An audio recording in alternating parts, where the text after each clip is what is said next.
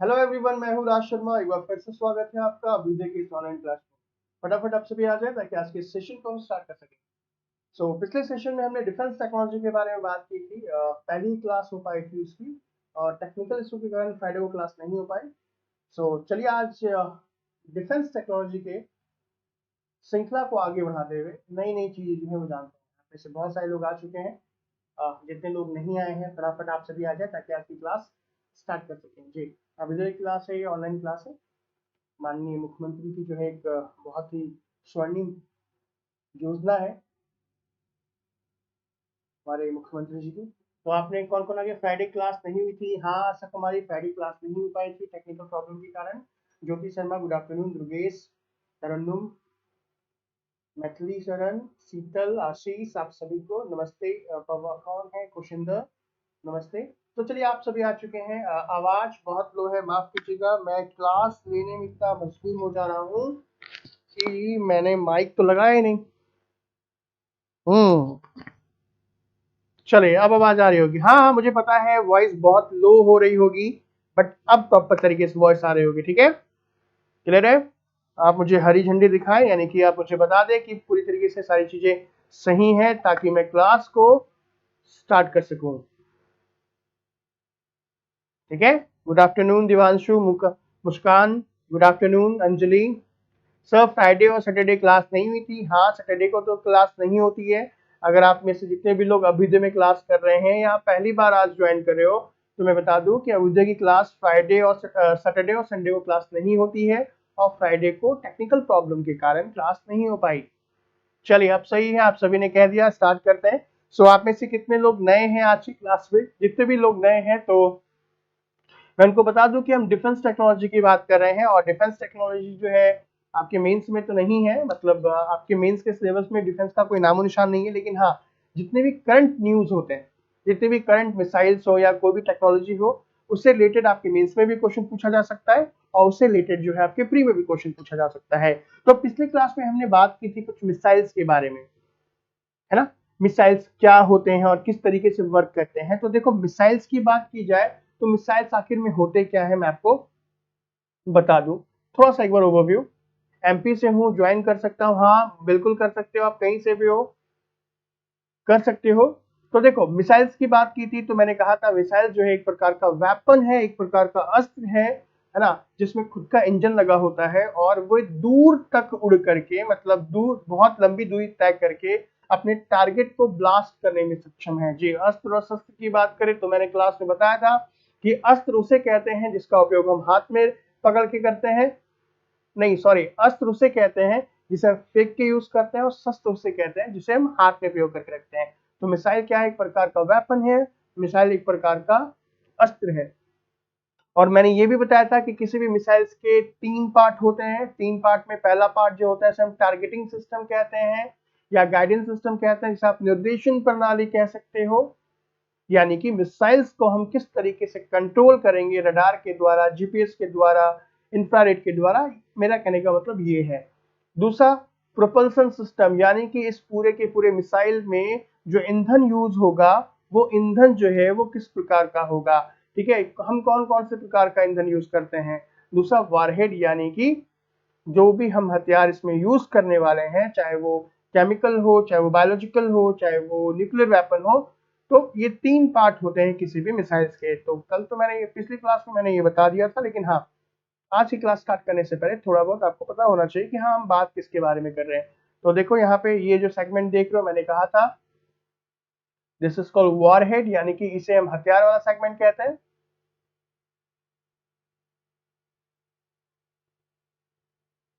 Warhead यानी कि हथियार।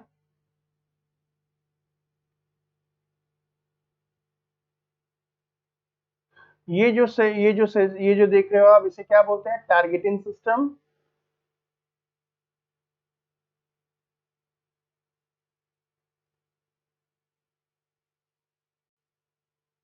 या इसे आप क्या कह सकते हो? निर्देशन प्रणाली।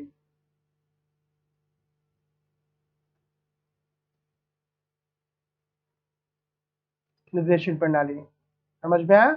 और ये जो सेगमेंट देख रहे हो, इसे कहते हैं प्रोपल्सन। प्रोपल्सन का मतलब क्या हो गया? प्रोपल्सन को हम हिंदी में कहते हैं प्रोपल्सन, इसको हिंदी में क्या बोलेंगे, इसको बोलेंगे ईंधन बोल दो या प्रणोदन कह लो। ठीक है, ये बात हम कर चुके हैं। सर के लिए सेशन को लाइक कर दिया, हाँ बिल्कुल कर सकते हैं आप सभी के सभी like. Sir can you define the term petaflops with the super computer. Divanshu, I think मैं आपको बच्चे, आप मेरी क्लास में पहली बार हो तो मैं आपको पहले बता दूं कि जो टॉपिक हम कर रहे हैं उससे रिलेटेड सवाल करें, है ना। अब मैं पढ़ा रहा हूँ आपको डिफेंस टेक्नोलॉजी, आप बात कर रहे हो सुपर कंप्यूटर। तो मेरे ख्याल से अगर यूपीएससी की प्रिपरेशन करनी है तो जहाँ जो टीचर पढ़ा रहा है पहले उससे समझो, और नहीं तो जो क्वेश्चन पढ़ा रहा है, जो टॉपिक पढ़ा रहा है उससे अगर रिलेटेड क्वेश्चन पूछोगे तो अच्छा रहेगा ना। हम यहाँ पर भटक जाएंगे, जो मैं पढ़ा रहा हूँ आम, आप पढ़ोगे इमली, तो ये चीजें थोड़ा सा ख्याल रखेंगे। कल की क्लास नहीं हुई थी, कल संडे थी श्वेता। ठीक है, तो ये 3 पार्ट होते हैं किसी भी मिसाइल्स के, इज दैट क्लियर। तो अब मिसाइल्स के पार्ट के बारे में भी हमने डिस्कस कर लिया। तो आगे हम बात कर रहे थे क्लासिफिकेशन ऑफ मिसाइल्स के बारे में, यानी कि मिसाइल्स को हम किन किन आधार पर बांट सकते हैं। तो मिसाइल को बेसिकली हम 6 आधार पर बांटते हैं, जिसमें मैंने आपको क्या क्या बताया। पहला जो बताया था वो था टाइप, यानी कि मिसाइल्स कितने प्रकार के होते हैं। इसमें ब्लास्टिक मिसाइल भी है और क्रूज मिसाइल भी था। फिर मैंने बताया क्या, फिर मैंने जो आपको बताया बच्चे वो बताया रेंज, की रेंज कितने प्रकार की होती है। ठीक है, 4 प्रकार की बताया था ना, एसआरबीएम, एलआरबीएम, एमआरबीएम, आईसीबीएम। दूसरा प्रोपल्सन सिस्टम, जिसमें सॉलिड भी बताया मैंने, लिक्विड भी बताया, बहुत सारी चीजें मैंने बताया इसमें। गार्डियन सिस्टम भी बता चुका मैं। लॉन्च मोड कहाँ से हम छोड़ सकते हैं वो भी बता चुका। यानी कि 6 नंबर जो था, यानी कि वारहेड वाला सेगमेंट, तो वारहेड वाला जो सेगमेंट है ये सारे के सारे पांचों पॉइंट को मैं क्लियर कर चुका हूं। आप में से जितने लोगों को ये नहीं पता तो प्रीवियस क्लास आप देख लेना। आज हम बात करेंगे क्लासिफिकेशन में लास्ट टॉपिक के बारे में, वारहेड, यानी कि किसी भी मिसाइल्स के कौन कौन, मतलब वारहेड में क्या होता है। इज इट क्लियर, क्लियर है। तो चलिए स्टार्ट करते हैं। आप में से जितने लोग बच्चे नए हैं ध्यान दीजिएगा कि अगर आप में से type, range, propulsion, guidance system और लॉन्च मोड नहीं पता तो ये जो अभी कितनी नंबर क्लास है, ये शायद 15 नंबर क्लास है, 14 नंबर क्लास, यानी कि डिफेंस टेक्नोलॉजी का लेक्चर 1 जरूर देखना। ये लेक्चर 2 है, क्लियर आ जाएगा। तो चलिए स्टार्ट करते हैं वॉरहेड को। किसी भी मिसाइल का जो सबसे टॉप वाला पोर्शन होता है, ये वाला पोर्शन, ये होता है वॉरहेड, यानी कि आप हथियार बोल सकते हो, है ना। जब भी हम किसी देश पे हमला करते हैं या किसी भी ऑब्जेक्ट पे हमला करते हैं तो ये ऊपर वाला ही जाकर ब्लास्ट करता है। बाकी ये जो नीचे वाला सेगमेंट देख रहे हो, ये सेगमेंट जो है केवल इस इतने छोटे से पार्ट को दुश्मन के इलाके में पहुंचाने का काम करता है। आया समझ में। यानी कि ये जो type, range, propulsion, guidance system और लॉन्च मोड की बात कर रहे थे, वो चारों, ये पांचों के पांचों केवल इस वारहेड के लिए है। इसका मतलब कि जो वारहेड वो काफी स्पेशल है। यस, ऑब्वियस सी बात है कि किसी भी मिसाइल का सबसे इंपॉर्टेंट पार्ट ये होता है, क्योंकि यही वारहेड जो है दुश्मन के इलाके में जाके गिरता है, दुश्मन के इलाके को नष्ट कर देता है, या दुश्मन के जो भी गैजेट बोल लो, दुश्मन के जो भी आप वाहन व्हीकल बोल लो, उन सभी को जो है ये वारहेड ही क्या करता है, डिस्ट्रॉय करता है। तो ध्यान दीजिएगा, ये काफी इंपॉर्टेंट है, हम बहुत डिटेल से बात करेंगे इसके बारे में। क्या बात है, हैप्पी बर्थडे ज्योति। अब आप आज आपका बर्थडे, अच्छी बात है। बर्थडे के दिन तो पढ़ाई करना सबसे अच्छी बात होती है ना। चलिए, तो देखिए लॉन्च मोड की बात करते हैं, तो हम आ जाते हैं लॉन्च मोड में। सबसे पहले कि लॉन्च सॉरी वॉरहेड क्या होती है। देखो, वॉरहेड की जब हम बात करें बच्चे, तो वॉरहेड का मतलब तो समझ में आ गया, उसे हथियार वाला पोर्शन। तो वॉरहेड 2 प्रकार के होते हैं। एक को बोलते हैं कन्वेंशनल, यानी कि परंपरागत बोल सकते हो, और एक होता है स्ट्रेटेजिक या नॉन कन्वेंशनल बोल सकते हो, यानी कि अपारंपरिक या सामरिक बोल सकते हो। अब ये नहीं समझ में आ रहा तो कहानी सुनो पहले, कि युद्ध में 2 तरह के हथियार यूज किए जाते हैं। एक पारंपरिक, जिसका उपयोग युद्ध में होता है, मतलब जो भी बॉम्ब ब्लास्ट होते हैं, जो भी गोली बारूद चलती है, मतलब जो रियल में युद्ध होता है, उसे आप, उसमें जो हम सामान यूज करते हैं वॉरहेड, उसे हम कहते हैं कॉन्वेंशनल, यानी कि रणनीतिक। रणनीतिक,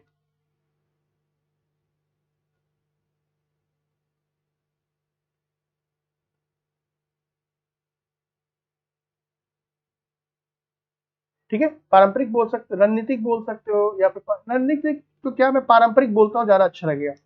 पारंपरिक,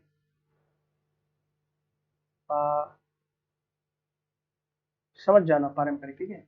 तो पारंपरिक जो होता है, ये हम यूज करते हैं, जिसमें क्या क्या चीजें आती हैं, आरडीएक्स आता है, टीएनटी आता है, टीएमटी आता है, बॉम्ब आता है। आप बॉम्ब को बेसिकली डायनामाइट बोल सकते हो।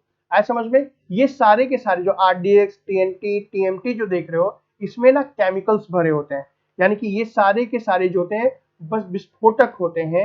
और ये क्या कर सकते हैं, ये किसी भी ऑर्गेनिज्म को, चाहे वो प्लांट हो चाहे वो एनिमल हो, पूरी तरीके से नष्ट करने में से सक्षम है। ध्यान दीजिएगा कि पारंपरिक की जब हम बात करते हैं तो इसका उपयोग युद्ध में किया जाता है। तो फिर मैं जो रणनीतिक की बात कर रहा था, या फिर मैं बात कर रहा था, सॉरी, सामरिक की बात कर रहा था, वो क्या है वो आगे बताऊंगा। तो युद्ध युद्ध की बात की जाए तो ये युद्ध में यूज किया जाता है। कन्वेंशनल का मतलब पारंपरिक जो हथियार होते हैं, इसका युद्ध में किया जाता है उपयोग, जिसमें हम बात करेंगे क्या, आरडीएक्स, टीएनटी, टीएमटी, बॉम्ब। तो अब आपके मेंस की बात करें तो वहां पर भी इंपॉर्टेंट है, या फिर अगर आप पीटी की बात करते हो तो पीटी में भी ये जो सेगमेंट है पूछा जाता है कि आरडीएक्स का पूरा नाम क्या होता है, आरडीएक्स को क्या कहते हैं। ठीक है। और कहीं ना कहीं जितने भी आतंकवादी गतिविधियां आप जब भी सुनते होंगे, चाहे वो पुलवामा अटैक की बात कर लो या कोई भी अटैक जब भी होता है, तो उसमें आप आरडीएक्स का नाम जरूर सुनते हो।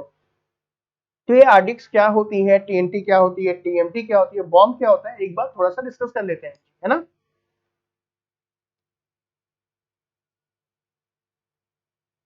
कोई बात नहीं, कोई बात नहीं राजा। ठीक है। तो देखो, अगर हम बात करें सबसे पहले आरडीएक्स के बारे में, तो इसमें मैंने हिंदी कर दी है, आप सभी को पढ़ने में भी आसान रहेगा।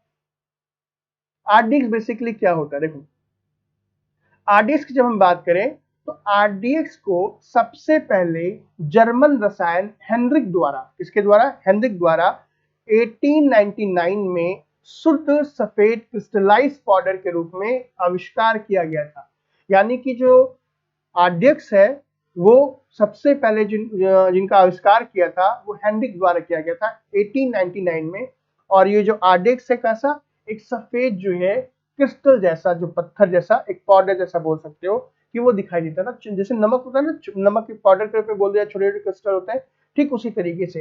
तो अब ये जो आरडीएक्स का फुल फॉर्म तो वैसे क्या है, रिसर्च एंड डेवलपमेंट एक्सप्लोजिव, बहुत ही खतरनाक होता है, ध्यान रखिएगा। और अगर हम बात कर, ये कई बार क्वेश्चन आया कि जो आरडीएक्स है उनके आविष्कारकर्ता कौन है, या जो आरडीएक्स का केमिकल नाम क्या है।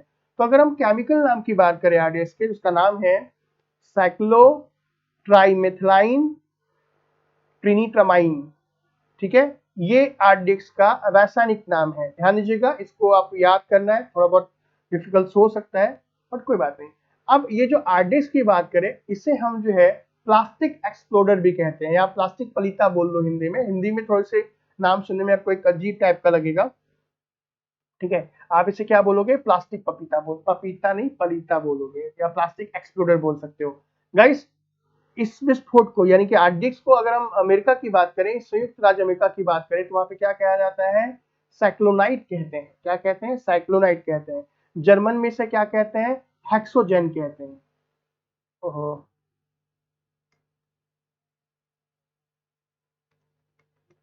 Wait a moment.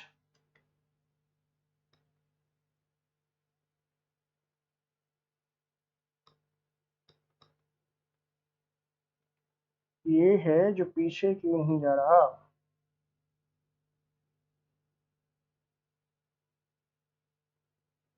एक बार क्षमा चाहता हूँ, थोड़ी बहुत प्रतिक्रिया हो गई इसमें।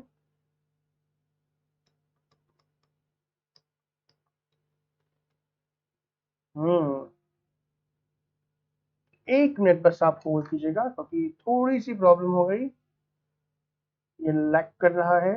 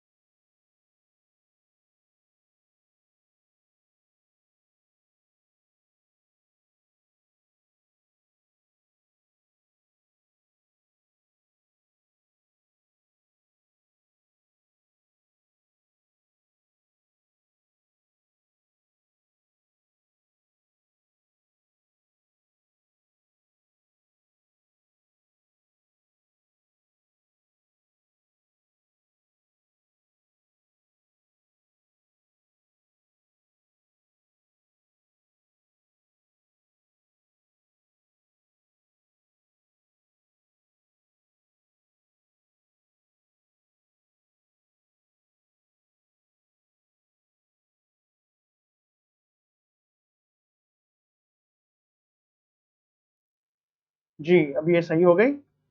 देखो, तो मैं कह रहा था कि इसे क्या कहते हैं, जो अमेरिका के अंदर में से साइक्लोनाइट कहते हैं, या फिर आप इसे क्या जर्मनी में क्या बोल सकते हो, हेक्सोजन कहते हैं, और इटली में से T4 कहते हैं। तो अब बोलो कि सर हमें क्या मतलब है कि संयुक्त राज्य अमेरिका में क्या कहते हैं, या फिर इटली में क्या कहते हैं, जर्मन में क्या कहते हैं। तो देखो, ये आपको याद करने की जरूरत नहीं है। आपको ये याद करने की जरूरत है कि आरडीएक्स को हम आरडीएक्स भी कहते हैं, यानी कि रिसर्च एंड डेवलपमेंट एक्सप्लोजिव भी कहते हैं, या फिर आरडीएक्स को हम क्या बोलते हैं, साइक्लोट्राइमेथिलाइन ट्रिनीटामाइन भी कहते हैं, इसे साइक्लोनाइड्स भी कहते हैं, इसे क्या बोलते हैं, हेक्सोजन भी कहते हैं, और इसे T4 भी कहते हैं। यानी कि इसके अलग अलग नाम है, पेपर में कुछ भी पूछा जा सकता है। अगर आप पीसीएस का पेपर देखोगे तो उसमें इस तरीके से क्वेश्चन आते ही आते हैं, ध्यान दीजिएगा। ठीक है। दूसरा, अगर हम बात करें गाइस, ध्यान दीजिएगा कि जो प्लास्टिक बंधुआ विस्फोट किसे कहते हैं, प्लास्टिक बॉन्डेड एक्सप्लोसिव किसे कहते हैं। कई बार आपने सुना होगा कि हाँ भाई, यहाँ पे जो है जो कारगिल बोल लो, या फिर आप जितने भी बॉर्डर एरिया है वहां पे आपने कई बार सुना होगा कितने किलो जो है आपको प्लास्टिक बॉन्डेड एक्सप्लोसिव मिला। तो ये आखिर होता क्या है, क्योंकि हम बात डिफेंस की कर रहे हैं तो हमें ये थोड़ी बहुत पता होनी चाहिए। तो ध्यान दीजिएगा गाइस कि अगर पॉली ब्यूटनिक एक्रिलिक एसिड, क्या फिर से देखिएगा, पॉली ब्यूटनिक एक्रिलिक एसिड जैसे पदार्थ, जैसे प्लास्टिक पदार्थ को आरडीएक्स में थोड़ा सा मिला देते हैं, यानी कि जो आरडीएक्स एक सिंपल सा एक सफेद क्रिस्टल पाउडर होता है। अगर हमने क्या कर दिया कि आरडीएक्स में थोड़ी बहुत मात्रा में अगर पॉलीब्यूटनिक एक्रिक एसिड मिला दें तो ध्यान रखें उसके बाद क्या प्राप्त होगा, उससे हमें मिलता है प्लास्टिक बॉन्डेड एक्सप्लोसिव, जो कि काफी खतरनाक होता है। ध्यान दीजिएगा कि इसका इस विस्फोट का दूसरा नाम C4 भी है।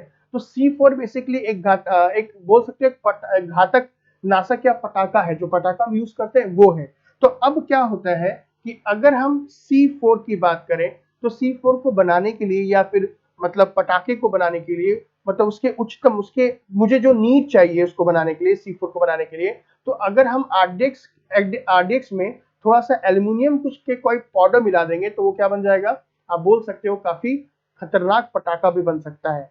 ठीक है।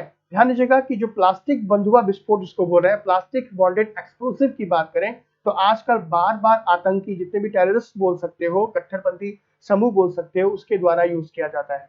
यानी कि वो लोग क्या करते हैं, जो आतंकवादी लोग होते हैं वो क्या करते हैं, थोड़े से आरडीएक्स के अंदर में पॉलीब्यूटनिक एक्रिलिक एसिड को मिला देते हैं, जिससे प्लास्टिक बॉन्डेड एक्सप्लोसिव बन जाता है, और ये काफी खतरनाक होता है। ठीक है। अगर हम नॉर्मल आरडीएक्स की बात करें, सामान्य आरडीएक्स में लगभग 1510 किलो कैलोरी विस्फोटक ऊर्जा होती है। Is that clear? तो आजकल जितने भी लोग हैं, ठीक है, इसका उपयोग अगर देखा जाए तो मिसाइल में भी कर सकते हैं, या फिर आप इसको किसी ट्रक को या किसी व्हीकल को भी क्या कर सकते हैं, बॉम्ब बना के मतलब उसे उड़ाया जा सकता है। ठीक है। Neelam sir, English slide please, sometime English and sometime Hindi. आप पहले तो ये डिसाइड करो हिंदी या इंग्लिश, है ना। अगर हिंदी होती, अभी देखो ये हिंदी है तो बहुत सारे लोगों को, खासकर ज्योति, कैसे लग रहा है ये हिंदी स्लाइड?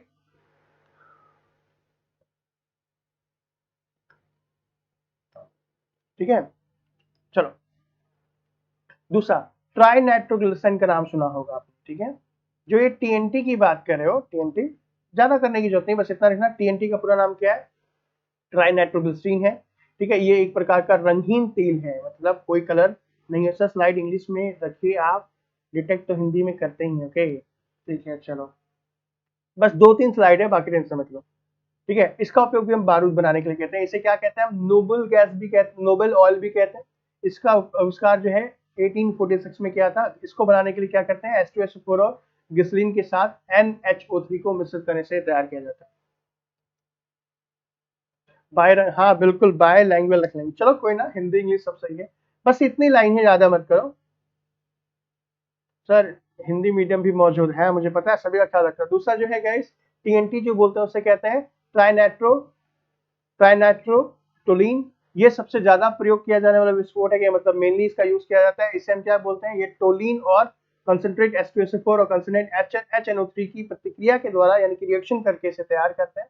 और इस विस्फोट को सबसे पहले 1863 में बफरिंग करने लगी भाई, क्या किया जाए। नेटवर्क नहीं बफरिंग कर रही है वो आपकी तरफ से, मेरी तरफ से नेटवर्क एकदम सही है। बफरिंग कर रही है तो ये नेटवर्क प्रॉब्लम हो सकती है आपकी तरफ से, मेरी तरफ से जो है वो नेटवर्क प्रॉब्लम नहीं है। ठीक है, तो ये जो चीजें जो मैं बता रहा हूं आपको ध्यान दीजिएगा।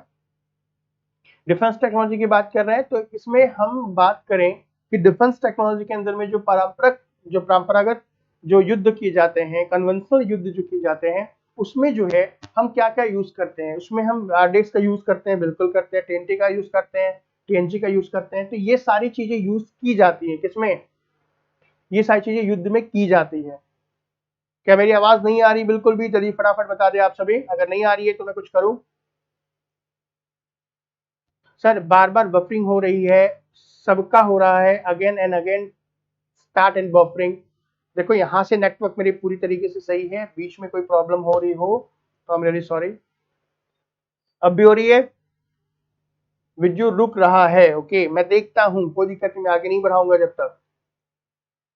ठीक है, वीडियो रुक रही है, अब आ रही है, हाँ चलो अब आ रही है। ठीक है, बीच बीच में नेटवर्क जो है वो फ्लैक्चुएट करती है। सर कन्वेंशनल वॉर मीन्स मतलब कि जिसमें हम युद्ध में, जिसमें केमिकल का यूज कर सके बच्चे, जिसमें हम क्या कर सके, अपने अपने इलाके को सुरक्षित करने के लिए जिन जिन हथियार का उपयोग करते हैं उसे कन्वेंशनल कह सकते हो। क्लियर है? अब सही है। ठीक है, नेटवर्क इसको बीच बीच में देखो हो जाता है, बीच बीच में हो जा रहा है,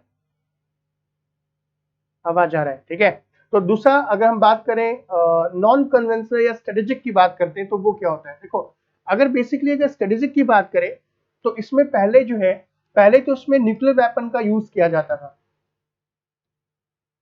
सर टीएनटी से समझा दीजिए, बफरिंग होने लगी थी। Okay okay wait wait, TNT से, ठीक है। देखो टीएनटी की जब बात की जा रही है तो टीएनटी जो है तो उसे हम ट्राई नाइट्रो टोलिन कह सकते हो, ये सबसे ज्यादा प्रयोग करने वाला विस्फोटक होता है। ठीक है, यह टोलिन और कंसंट्रेट H2SO4 और कंसंट्रेट HNO3 की रिएक्शन के द्वारा इसे हम क्या करते हैं, तैयार करते हैं। और इससे ये विस्फोट, इस विस्फोट का सबसे पहले 1863 में आविष्कार किया गया था, जबकि इसका जो है कमर्शियल जो इस्तेमाल है, कमर्शियल यूज जो है वो 1914 में शुरू किया गया था। और टीएनटी के जो सबसे पहले उपयोग करता था, जिसने सबसे पहले यूज किया, वो ब्रिटेन के सैनिक थे। Is it clear? दूसरा जो टीएनपी है इसे हम पिक्रिक एसिड के रूप में भी जानते हैं, ये भी एक प्रकार का खतरनाक जो है वो क्या है, आप बोल सकते हो कि मतलब विस्फोटक है। और डायनामिट डायनामिट जो है इसका आविष्कार अल्फ्रेड नोबल के द्वारा किया गया था 1863 में। ये कई बार मैंने देखा है डायनामिट के बारे में, इसका उपयोग जो है पहाड़ों या फिर चट्टानों को तोड़ने में करते हैं, या बड़ी बड़ी बिल्डिंग को ध्वस्त करने में भी करते हैं। जो फिलहाल जो बारूद बनाने के, जो हम बारूद अभी फिलहाल बनाते हैं, वो नाइट्रोग्लिसरीन की ओर से सोडियम नाइट्रेट का उपयोग किया जाता है। और डायनामाइट की बात की जिसमें नाइट्रो सेल्यूलोज की एक बहुत छोटी सी मात्रा जो है इसमें हम मिक्स करते हैं। तो बस ये छोटी सी बात थी। ठीक है, अभी देखो कन्वेंशनल की जब हम बात करते हैं तो कन्वेंशनल में हम जिस केमिकल का यूज करते हैं उससे ज्यादा नुकसान नहीं पहुंचता। लेकिन अगर हम नॉन कन्वेंशनल की बात करें, यानी कि हम स्ट्रेटेजिक की बात करें, सामरिक बोल सकते हो इसे, आप क्या बोलेंगे हम इसे, या तो आप सामरिक बोल सकते हो, सामरिक हथियार,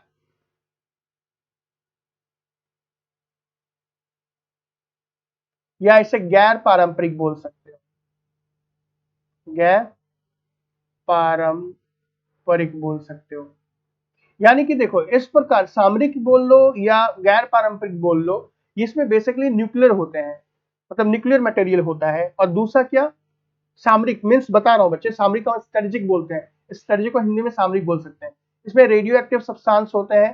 ठीक है, और ध्यान दीजिएगा काफी रेडियो एक्टिविटी होती है। ये जो है, ये जो है पूरे के पूरे, अगर देखा जाए तो ये अगर हैवी पावर में हमारे पास है तो इसे हम पूरी के पूरे शहर को उड़ा सकते हैं, पूरे के पूरे देश को उड़ाया जा सकता है, या पूरी कंट्री को उड़ाया जा सकता है, पूरे वर्ल्ड को उड़ाया जा सकता है। ये इतने खतरनाक होते हैं, इसलिए इसे हम क्या बोलते हैं, WMD, weapon of mass destruction कहते हैं। अब यहाँ बोलोगे सर ये सामरिक का मतलब क्या होता है, क्या इसका यूज होगा? तो ध्यान दीजिएगा कि अगर हम पूरे वर्ल्ड की बात करें तो पूरे के पूरे वर्ल्ड में स्ट्रेटेजिक और नॉन कन्वेंशनल जो भी हथियार हैं उसका उपयोग जो है वर्जित है, उसका उपयोग बैन है, हम उसका उपयोग नहीं कर सकते हैं। इसके अंतर्गत क्या क्या 3 चीजें आएंगी, या तो आप न्यूक्लियर बोल सकते हो, हैवी केमिकल बोल सकते हो और बायोलॉजिकल वेपन बोल सकते हो।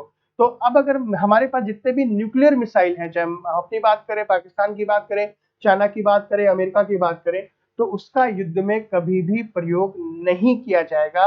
ये एक ट्रीटी है। आपको पता होना चाहिए कि अगर उसका उपयोग हम करते हैं तो क्या हो सकता है। मैं आपको आगे बताऊंगा। सर मिसाइल्स में थ्रस्ट फोर्स समझ में नहीं आ रहा है, बता दूंगा बच्चे। न्यूक्लियर वेपन बैन ट्रीटी, ठीक है। देखो न्यूक्लियर पावर हम यूज नहीं कर सकते हैं। सबसे पहली बात तो ये ध्यान दीजिएगा कि न्यूक्लियर पावर की जब हम स्ट्रेटेजिक की बात करें तो सामरिक का मतलब बोल सकते हो केवल दिखाने के लिए है। देखो युद्ध का मतलब क्या होता है। एपीजे अब्दुल कलाम की जो बात करें तो उन्होंने कहा कि भाई एपीजे अब्दुल कलाम हमेशा जो थे वो युद्ध के फेवर में नहीं थे, लेकिन फिर भी उन्होंने क्या किया, अग्नि और पृथ्वी जैसी मिसाइल्स बनाई। बट लोगों ने उनसे पूछा कि भाई आप जो है युद्ध के खिलाफ है, लेकिन फिर भी आप क्यों बना रहे हैं सारे के सारे खतरनाक मिसाइल। तो उनका जवाब सिर्फ यही था कि देखिए मैं जो हूं, मैं युद्ध के बिल्कुल खिलाफ हूं, लेकिन मैं हथियार इसलिए बना रहा हूं ताकि युद्ध ना हो। तो उन्होंने उनसे पूछा गया कि ऐसा कौन सा है कि आप हथियार बना रहे हो युद्ध ना हो। तो उन्होंने बिल्कुल अच्छी तरीके से समझाया कि देखो कि मान लीजिए कि अगर आप मार्केट जा रहे हो और मार्केट जा रहे हो, आपके हाथ में कुछ भी नहीं है, मतलब आपके पास कुछ भी नहीं है, और आपको कुछ गुंडे या कुछ बदमाश घेर लेते हैं, ठीक है। तब वो क्या करेंगे, आपके साथ मार पीट करके आपके जितने भी कीमती सामान है आपसे छीन लेंगे।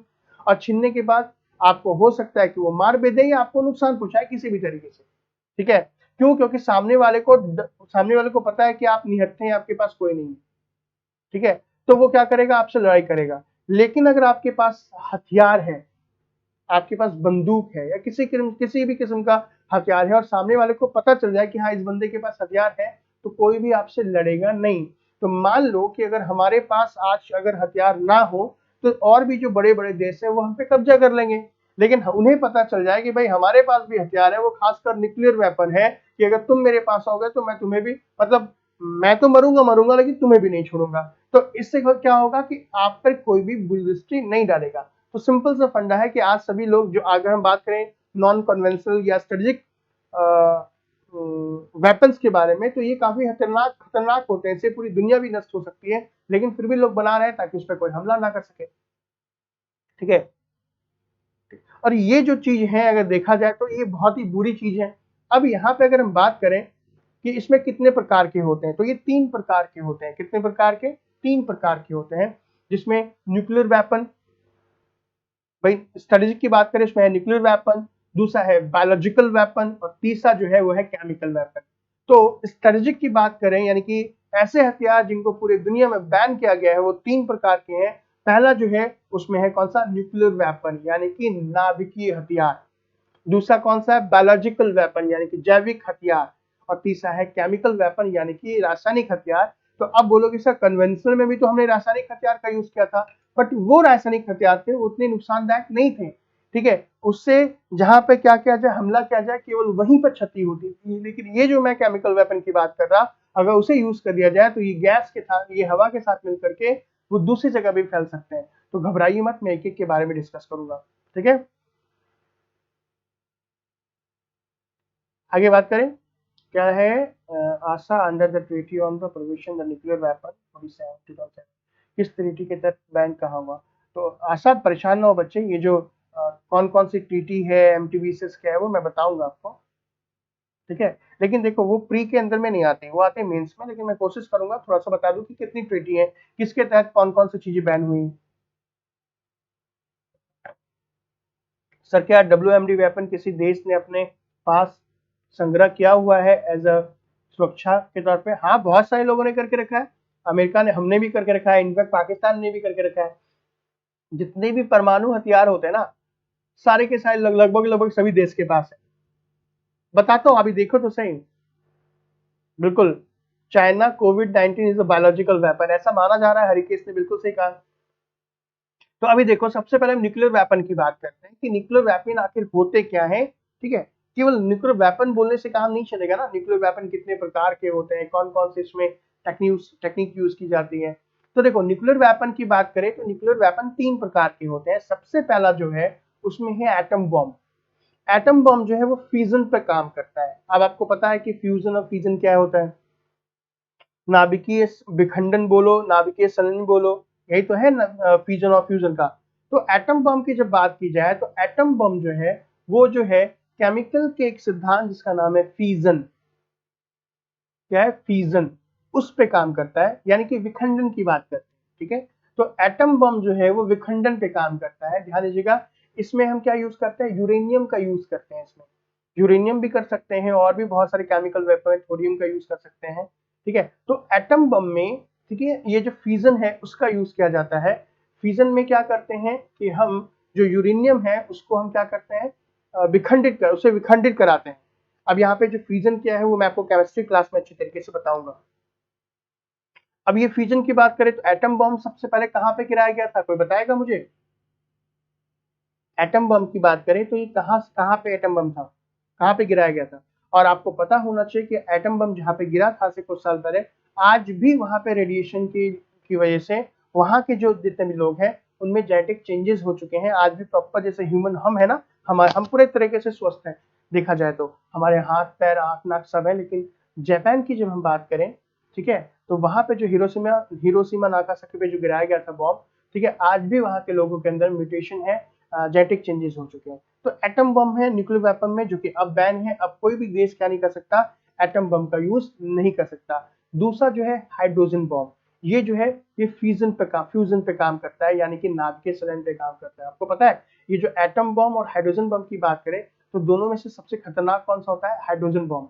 हाइड्रोजन बम इतना खतरनाक है कि रसिया के पास जितना हाइड्रोजन बम है, ऐसा माना जाता है कि रसिया के पास जितना हाइड्रोजन बम है, अगर उसे एक साथ फोड़ दिया जाए तो हमारी जो पृथ्वी देख रहे हो, हमारी जैसी पृथ्वी, 4 पृथ्वी जो होगी उसका नामो निशान नहीं मिलेगा। इतना खतरनाक हो रहा है। ठीक है, और अगर हमारे पूरे दुनिया के पास जितना है, ध्यान दीजिएगा, तो हमें दुनिया के पास जितना हाइड्रोजन बम है, अगर उसे हम एक साथ फोड़ दें तो हमारी आकाश गंगा है उसका नामो निशान नहीं बनेगा। ये इतना खतरनाक होता है। तो गलती से अगर किसी देश ने क्या कर दिया, हाइड्रोजन बम फोड़ दिया, तो फिर सोचो कि हम बचेंगे नहीं।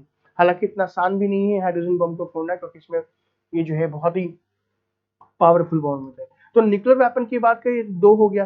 तीसरा जो है वो है न्यूट्रॉन बॉम्ब। क्या है ये न्यूट्रॉन बॉम्ब? अभी एक नया कॉन्सेप्ट बोल सकते हो। ये जो फटेगा तो उसमें न्यूक्लियर रेडिएशन निकलेगा, आया समझ में? और ये न्यूक्लियर रेडिएशन निकलने के बाद पृथ्वी पर उपस्थित जितने भी जीव है, या फिर जहां भी फटा जाएगा, जहां भी फोड़ेंगे, आसपास जितने भी जीव होंगे वो पूरी तरीके से नष्ट हो जाएंगे। Is it clear? और ये रेडिएशन हवा के थ्रू फैल करके क्या होगा, मतलब आगे बढ़ते जाएगा, जहां तक ये रेडिएशन जाएगा वहां तक की जो लाइफ है वो पूरी तरीके से खत्म हो जाएगी। ठीक है, नॉर्थ कोरिया ने परीक्षण किया था, बिल्कुल सही कहा, वो छोटा सा परीक्षण था जिसमें भूकंप आ गया था, पता है आपको? सर बॉम्ब के सारे पार्ट्स अलग होते हैं, हाँ, इतना आसान थोड़ी है। हाँ बिल्कुल, इसमें सन की तरह एनर्जी रिलीज होती होती रहेगी, बिल्कुल सही कहा आपने, अगर हाइड्रोजन बम फटेगा तो। और हाइड्रोजन बम बहुत ही खतरनाक होता है। तो गाइस ये हम पहली बात कर रहे हैं स्ट्रेटेजी के बारे में, और हमने बात की कहाँ पे, न्यूक्लियर वेपन के बारे में। न्यूक्लियर वेपन में हम 3 चीज का यूज करते हैं, एटम बम, हाइड्रोजन बम और न्यूट्रॉन बम। अगर ये फट जाए तो ध्यान दीजिएगा क्या हो जाएगा, मतलब बैन है, ना फटे तो ज्यादा बेटर है। तीसरा आ जाओ, तीसरा है बायोलॉजिकल वेपन। बायोलॉजिकल वेपन का मतलब होता है जैविक हथियार, और यहाँ पे जैविक हथियार का मतलब है कि रोग फैलाने वाले जीवाणु और विषाणु, यानी कि जिससे डिजीज हो सके, जिससे बीमारी फैल सके। ये नहीं है कि अगर ये बायोलॉजिकल वेपन फटेगा तो पूरी दुनिया खत्म हो जाएगी और ये ब्लास्ट टाइप, ऐसा कुछ भी नहीं होता।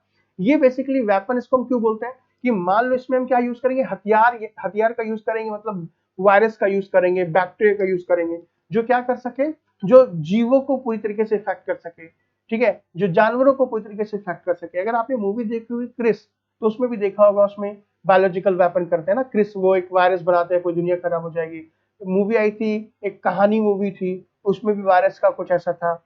या फिर आपने मूवी देखी होगी कयामत। तो ये इस तरीके की चीजें होती हैं। ठीक है, ये बायोलॉजिकल वेपन क्या करती हैं, ये किसी भी जीव को, जो जिंदा जीव होते हैं, जिसमें ह्यूमंस की बात कर लो, एनिमल्स की बात कर लो, प्लांट्स की बात कर लो, इसको इफेक्ट कर सकते हैं। ये 2 प्रकार के होते हैं। सबसे पहला जो होता है कि टॉक्सिक वाले, जो जो टॉक्सिक का मतलब मेक क्योर।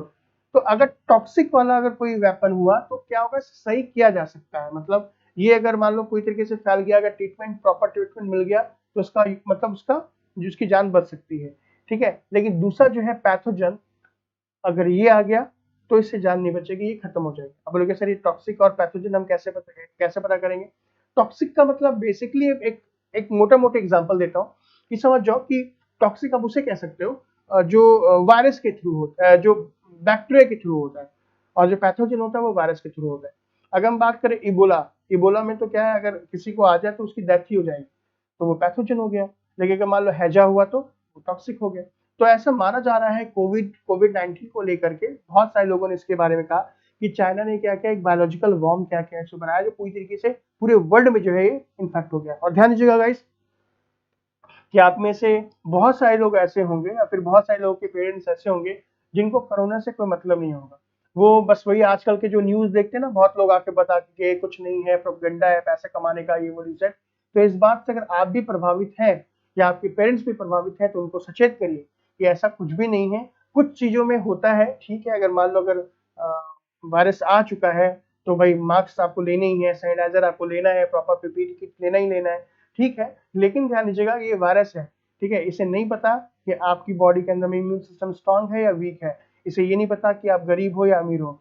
अगर ये आपकी बॉडी के अंदर में आ जाता है और अगर आपका इम्यून सिस्टम वीक हो जाए तो आप प्रभावित होंगे ही होंगे। इसलिए समझदारी इसी में है कि लोग दुनिया क्या कहती है उसे कोई फर्क नहीं पड़ता। हाँ, वायरस है ये कंफर्म है और ये जानलेवा है ये कंफर्म है। अब आपको किस तरीके से बचना है वो देख लो। आजकल यहाँ पे जितने भी लोग जो खाली मास्क लगाते हैं ना, यहाँ तक मास्क लगा के नाक पे छोड़ देते हैं। मैं आपको बता दूं, अगर आप प्रॉपर जो आपके पास मास्क अगर नाक पे रखोगे तो भी वायरस आपके शरीर में इन होगा ही होगा। इसलिए ध्यान रखें, अगर आप डबल मास्क यूज कर पाए तो डबल मास्क यूज करें। भीड़ भाड़ वाले इलाकों में जाने से बचें, क्योंकि सावधानी ही, ध्यान दीजिएगा, सावधानी ही कोरोना से बचा सकती है। और कोरोना सच मानिए, एज अ डॉक्टर मैं आपको बोलूँ, एज अ स्टूडेंट बोलूँ, एज अ टीचर बोलूँ या एज अ पेरेंट्स मैं आपको बोलूँ, कोरोना जो है काफी खतरनाक है। अगर एक बार आपकी बॉडी के अंदर में आ जाता है तो ध्यान रखना, आपको लगेगा कि आप अगर कोरोना पॉजिटिव हो गए हो और उसके बाद अगर आप कोरोना से नेगेटिव भी हो गए हो तो आपको क्या लगता है कि आप सही हो गए। तो नहीं, 1 साल तक आपको कोई ना कोई बीमारी हो सकती है। मेरे खुद के एक्सपीरियंस की मैं बात कर रहा हूँ कि जिसे कोरोना हुआ उसे उसे कोरोना के बाद बहुत सारे कॉम्प्लिकेशन से जूझना पड़ रहा है। इसलिए अगर बहुत जरूरी हो तभी आप बाहर निकले और नहीं तो मत निकले, ठीक है। अब ये बायोलॉजिकल वेपन है, चाइना ने बायोलॉजिकल वेपन किया है या जो भी है, वो सारी चीजें रिसर्च का विषय है, ठीक है। लेकिन मैं आपको फिर से बोल रहा हूँ कि जो भी कोरोना की बात की जाए, हालांकि कोरोना पे हम अच्छे तरीके से डिस्कस करेंगे, है ना, उसमें क्या क्या यूज किया जा रहा है हम वो भी बात करेंगे। लेकिन बच्चे ध्यान दीजिएगा कि अगर मान लो गलती से भी बायोलॉजिकल वेपन हुआ भी ना ये कोरोना, तो ये नुकसान अल्टीमेट आप ही को पहुंचाएगा। कोई फर्क नहीं पड़ता लोग क्या बोलते हैं, फर्क बस इतना है कि अच्छे अच्छे जो पैसे वाले लोग भी हैं वो भी कोरोना से जो है प्रभावित है। मैंने ऐसे ऐसे लोगों को देखा है कि जिन लोगों का कोरोना पॉजिटिव हो गया उनकी उम्र 25 से 26 साल है, ठीक है, लेकिन फिर भी उनकी कंडीशन इतनी बिगड़ गई और अच्छे खासे पैसे वाले हैं, मतलब एक एक दिन का 1-1 लाख रुपए देकर के हॉस्पिटल में है वो, और 30-30 40-40 दिन तक वो हॉस्पिटल में रहे हैं। यानी कि अंधाधुंध पैसा देने के बावजूद भी वो सही नहीं हो पाया, उनकी डेथ हो गई, ठीक है। और ये मजाक नहीं है, ये सच है। क्योंकि देखो हम सभी की जो बॉडी होती है वो डिपेंड करती है हमारे इम्यून सिस्टम के ऊपर। कोई कैसा है, कोई मान लो कोई बहुत शक्तिशाली शरीर से अच्छा है, हो सकता है उसका इम्यून सिस्टम वीक हो। इसलिए लोग क्या कहते हैं, मैं फिर से कह रहा हूँ, लोग क्या कहते हैं कोई फर्क नहीं पड़ता। कोरोना से बचाव आपको खुद करना है। ज्योति ने कहा है कि सर अगर किसी को कोरोना, एक बार कोरोना हुआ तो कितने परसेंट चांसेस होते हैं उससे कोविड दोबारा हो। देखो ये चांसेस की बात छोड़ दो, मैंने ऐसे भी लोगों को देखा है, मैं मेरे फ्रेंड्स की बात कर रहा हूँ, जिसमें एक को कोविड हुआ, 3 महीने के बाद फिर से कोविड हो गया। और दोबारा अगर कोविड हुआ ना तो ध्यान रखना, कुछ लोग बोलते नहीं दोबारा कोविड होने के बाद बॉडी में इम्यून सिस्टम बन जाता है। भाई साहब, दोबारा कोविड होने का मतलब आपकी बॉडी का भट्टा बैठा देते हो, इसलिए दोबारा कोविड ना ही हो तो चलेगा। सर कमेंट बॉक्स देखिए, इंट्रोडक्शन हो रहा है, मतलब मैं समझा नहीं, ठीक है। हाँ बिल्कुल सही कहा, हिरोशिमा नागासाकी का। सर एटम बम कितना बड़ा होता है वो डिपेंड करता है बच्चे हम कितने किलो का है। अपना मैं स्टडी कर रहा हूँ, ठीक है, एटम बम का डायमीटर कितना डिपेंड करता है एटम बम का, ठीक है। डेल्टा वेरिएंट आ चुका है, बिल्कुल बात करेंगे इस बारे में। ये अपना अपना नगर कौन है, क्या हो रहे हैं आप स्टडी में बच्चे। फिर से बात कर रहा हूँ, जब आप ये जो नॉर्मल नॉर्मल जो ये कमेंट करते हो ना, तो नॉर्मल जब आप कमेंट करते हो तो होता है क्या कि बाकी में देखो कितने सारे क्वेश्चन थे वो भी छूट जा रहे हैं। तो प्लीज आप सभी भी जो भी पर्सनल चैट है यहाँ नहीं करेंगे। आप में से कोई भी पर्सनल चैट हुआ तो ध्यान दीजिएगा, मैं यहाँ से उसे ब्लॉक मार दूंगा। और मैंने यहाँ से अगर ब्लॉक मार दिया तो आप कभी भी अभ्युदय के इस चैनल पे नहीं आ पाओगे, इस बात का ख्याल रखना, ठीक है। इसलिए कुछ भी कमेंट करने से पहले, ये किसी का प्राइवेट चैनल तो है नहीं बच्चे, है ना। ये जो चैनल देख रहे हो ये गवर्नमेंट की वेबसाइट है, इज दैट क्लियर। तो आप जितने भी कमेंट करते हो वो सारे के सारे कमेंट रिव्यू होते हैं, सारे के सारे कमेंट देखते हैं। और ध्यान दीजिएगा इनमें से बहुत सारे ऐसे भी कमेंट हैं जो उल्टे सीधे लोग कमेंट करते हैं ना, गंदी गंदी बातें, ये गंदी गंदी गालियां। ध्यान दीजिएगा कि अगर आप यहाँ पे इस तरीके से चीजें करते हैं, हालांकि अभी तक तो मेरे सामने ऐसी कोई चीजें नहीं है, लेकिन अगर ऐसी चीजें हैं तो ध्यान दीजिएगा कि यहाँ पे, क्योंकि ये एक ऑफिशियल वेबसाइट है, ऑफिशियल पेज है, यहाँ पे हर एक कमेंट का रिव्यू होता है। अगर आप ज्यादा कुछ गलती करते हो तो आपके खिलाफ लीगल एक्शन भी लिया जाता है। इसलिए जो क्वेश्चन पूछना है वो पूछेंगे, बेफालतू की बातें बिल्कुल भी नहीं करेंगे। कोई यहाँ पे पर्सनल इंट्रोडक्शन नहीं देना है, कोई नंबर शेयर नहीं करना है, कोई पब्लिसिटी नहीं करनी है, ठीक है। स्टडी करनी है आप कर सकते हैं, यहाँ आपको इतनी अच्छी फैकल्टी मिल रही है और इतनी अच्छी तरीके से डिटेल में चर्चा हो रही है, आपको ऐसा प्लेटफॉर्म कहीं नहीं मिलेगा। आपके यूट्यूब की बात करो तो यूट्यूब में हजारों वेबसाइट्स हैं, सॉरी हजारों चैनल हैं जो यूपीएससी की प्रिपरेशन कराते हैं बच्चे, लेकिन प्रॉपर तरीके से जो, भाई पढ़ने को तो बहुत कुछ है लेकिन प्रॉपर गाइडेंस की बात की जाए तो कहीं नहीं मिलती। तो इसका आप यूज करें, इसका नाजायज फायदा ना उठाए, है ना। सबसे बड़ा एटम बम किसके पास है, ऐसे बता पाना तो बहुत मुश्किल है, ठीक है। चलिए देखो अपने, अब किसके पास कितना बड़ा एटम बम है, ये सारी प्राइवेट चीजें होती हैं। कहने का मतलब आप मुझे बोलोगे सर हमारे पास कितने हैं, तो कोई ऐसे कोई देश क्यों बताएगा, वो सारी चीजें ना कॉन्फिडेंशियल होती है, ठीक है। तो बायोलॉजिकल वेपन मेरे ख्याल से आपको समझ में आ गया कि बायोलॉजिकल वेपन दो होते हैं। एक को बोलते हैं टॉक्सिन, ये कभी कभी सही हो भी सकते हैं, बेसिकली बैक्टीरिया वगैरह से इसे इन्फेक्ट किया जाता है। और दूसरा जो है वो है पैथोजन, पैथोजन का मतलब होता है काफी नुकसान होता है, ये अगर हो गया तो इसे सही नहीं किया जाएगा, ठीक है।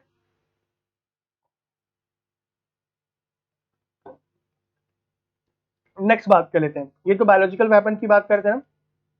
दूसरा जो है उसे हम केमिकल वेपन कहते हैं। ध्यान रखो ये भी केमिकल, ये जो केमिकल वेपन होते हैं थोड़े स्पेशल होते हैं। और इस प्रकार के केमिकल वेपन से हमारे शरीर के अंदर म्यूटेशन हो सकता है। म्यूटेशन का मतलब उत्परिवर्तन, अचानक से कोई उत्परिवर्तन हो सकता है। और ध्यान दीजिएगा कि इसकी वजह से क्या हो सकता है कि इंसान को या जिस पे भी ये मतलब यूज किया जाए उसकी डेथ भी हो सकती है, या फिर कंडीशन जो होगी वो सीरियस भी हो सकती है। अब यहाँ पे हम तीन चीजों का यूज करते हैं। तीन चीजों में कौन कौन सी चीजें यूज करते हैं एक बार देखो।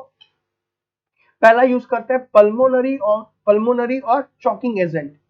दूसरा जो है वो है ब्लिस्टर या वेसिकेंट, और जो तीसरा है वो है नर्व एजेंट। ध्यान दीजिएगा सर भारत के पास कितने परमाणु बम हैं बच्चे। देखो परमाणु, sir Ebola human to human फैलता है क्या, देखो इबोला की जब बात करें तो इबोला जो है सबसे पहले तो जानवर से एनिमल में जानवर से जो है ह्यूमन में आया। लेकिन हाँ अगर मान लो कि ह्यूमन में अगर किसी को हो गया ये, तो ह्यूमन के ब्लड से जो है, फ्लूइड से जो है वो ह्यूमन टू ह्यूमन हो सकता है। और अभी तक में अगर सबसे खतरनाक कोरोना तो फिर भी बहुत ज्यादा खतरनाक नहीं है, इबोला सबसे खतरनाक मेरे नजर में अगर पूछो तो है। अगर इबोला के व्यक्ति जिसको इबोला संक्रमित हो चुका है उसकी बॉडी का फ्लूइड अगर किसी दूसरे में टच भी हो जाए तो भी इबोला वायरस जो है शरीर में आ सकता है। Tear gas is a chemical weapon, आप बोल सकते हो टीयर गैस जो एक केमिकल वेपन है, लेकिन उसका उपयोग हम एक लिमिट में कर सकते हैं। तो आ जाओ मेरी बात सुनो, केमिकल वेपन की जब बात की जाए तो केमिकल वेपन में हम तीन चीजों का यूज करते हैं। पहला है पल्मोनरी और चॉकिंग एजेंट, दूसरा है ब्लिस्टर एजेंट और वेसिकेंट, और तीसरा जो है वो है नर्व एजेंट। घबराने की बात ये नहीं है, हम एक एक के बारे में डिस्कस करेंगे, तीनों के बारे में कि क्या है क्या नहीं है, ठीक है। तो सबसे पहले एक काम कर लेते हैं, सबसे पहले हम बात करते हैं पल्मोनरी और चॉकिंग एजेंट किसे कहते हैं। तो पल्मोनरी क्या होता है सुनो, आप अगर आपको थोड़ी बहुत बायोलॉजी की नॉलेज है तो आपने पल्मोनरी के बारे में सुना होगा कि पल्मोनरी बेसिकली एक प्रकार का क्या है, ब्लड वेसल्स होता है जो आपके जो आपके लंग्स से हार्ट में कनेक्ट रहता है। पल्मोनरी आर्टरीज और पल्मोनरी वेन्स का नाम सुना होगा आपने, यानी कि हिंदी में फुसफुसे धमनी और फुसफुसे शिरा के बारे में सुना होगा। तो पल्मोनरी का मतलब क्या होता है, कि आपके हृदय से फेफड़े तक जाने वाली जो पाइप होती है और हृदय से वापस हार्ट तक जो है जो पाइप होती है जो क्या करती है एयर को एक दूसरे से पास करती है, उसे पल्मोनरी कहते हैं। तो पल्मोनरी या चॉकिंग एजेंट का मतलब होता है कि आपकी जो सांस लेने की जो क्षमता है, जो आप जो ब्रीदिंग करते हो उसी को चॉक कर देना, उसी को ब्लॉक कर देना। ठीक है, यानी कि पहला जो हम बात कर रहे हैं पल्मोनरी और चॉकिंग एजेंट, ये एक ऐसे केमिकल होते हैं जो विशेष प्रकार से बनाए जाते हैं जो जो सामने वाले जो भी विक्टिम्स है या जो सामने वाले जो भी व्यक्ति हैं उनको क्या करे, उनकी सांस लेने की क्षमता को बाधित कर दे। यानी कि वो या तो सांस लेने की क्षमता को बाधित कर ले या तो वो बेहोश हो जाए। आपने पुरानी मूवी देखी होगी, पुरानी मूवी में हमेशा एंड पे क्या होता था, जो गुंडा होता था ना वो हीरो को या हीरो की पूरी फैमिली को लाके एक चैम्बर में बंद कर देता था और एक गैस छोड़ देता था, बस वही समझ लो वही है चॉकिंग एजेंट। तो अब ये जो पल्मोनरी एजेंट है इसमें क्या क्या यूज होता है, पहले वार के दौरान फॉस्जिन गैस का यूज किया जाता था, फॉस्जिन गैस। ठीक है, फॉस्जिन गैस बेसिकली एक ऐसी गैस होती थी जब इसको आप क्या करते थे छोड़ते थे तो उससे स्मेल लेते थे लोग और स्मेल लेने के बाद बेहोश हो जाते थे और ज्यादा देर तक बेहोश होते थे तो इंसान की जान भी खत्म हो जाती थी, मतलब चली जाती थी। तो ये जो पल्मोनरी एजेंट है ये क्या कर देती है, लोगों के सांस लेने की क्षमता को बाधित करती है। ठीक है, लंग्स हो सकता है कि इसमें लंग्स भी खराब हो जाए। ठीक है, सफोकेशन की वजह से आपकी डेथ भी हो जाए। युद्ध में पहले प्रयोग होता था, अब नहीं होता। और ये बेसिकली क्यों, क्योंकि मान लो जहां पे ये प्रयोग हो रहा है, क्योंकि ये तो गैस है, हवा के थ्रू ये किसी दूसरी जगह पे जाकर के भी क्या होगा, जो लोग निर्दोष हैं उन्हें भी क्या कर सकती है, मतलब इफेक्ट कर सकती है। तो अब अगर देखा जाए तो क्लोरोफॉर्म, देखो ये क्लोरोफॉर्म का उपयोग पहले लोग डॉक्टर करते थे एनेस्थीसिया देने के लिए, लेकिन ध्यान दीजिएगा क्योंकि ये केमिकल वेपन के रूप में इसे हम काउंट करते हैं, तो अब जो एनेस्थीसिया के रूप में क्लोरोफॉर्म को देना जो है वो बैन है। किसी विशेष परिस्थिति में किसी विशेष डॉक्टर की सलाह पे ही बहुत ज्यादा क्रिटिकल हुआ तब क्लोरोफॉर्म का यूज किया जाएगा, अदरवाइज क्लोरोफॉर्म का यूज भी अब हम नहीं करेंगे। कैसे पल्मोनरी कहाँ पे सबसे पहले यूज हुआ था, वर्ल्ड वार में यूज हुआ था बच्चे।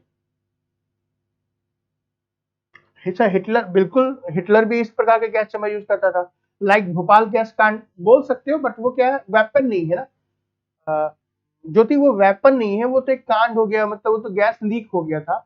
हम यहाँ बात कर रहे हैं बेसिक ऑफ देयर वॉरहेड, हम मिसाइल्स की बात करें कि मिसाइल्स में हम वॉरहेड के रूप में क्या क्या यूज कर सकते हैं, आए समझ में। तो पल्मोनरी जो एजेंट है उसका उपयोग हम नहीं करेंगे।